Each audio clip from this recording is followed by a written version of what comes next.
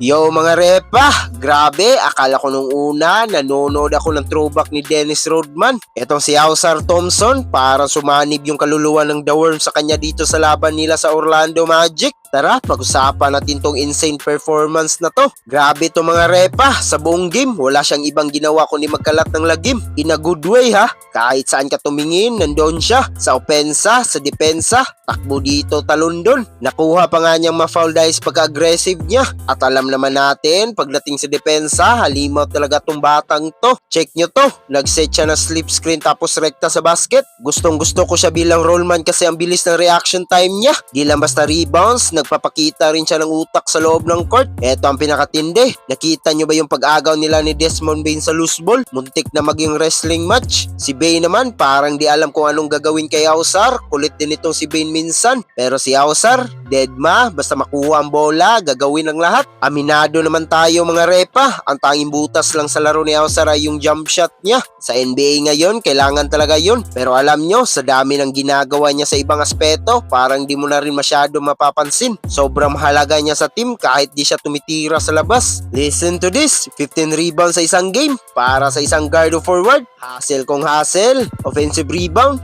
check, defensive, check. Freak of nature talaga tong si Ausar. Yung effort niya parang may only rice na baon, hindi napapagod. Pati sa huling segundo, di bumibitaw. Yung block niya, grabe, akala mo wala na pero nahabol pa. Dahil sa hustle niya, nagkaroon pa ng chance ang Pistons. Kaya tanong ko sa inyo mga repa, si Ausar Thompson na nga ba ang susunod na Dennis Rodman ng Detroit Pistons? O mas matindi pa ang potential niya? Comment na yan sa baba at pag-usapan natin yan. Huwag niyo rin kalimutan mag-like at subscribe para lagi kayong update sa mga kwentuhan basketball. Hanggang sa muli, peace out!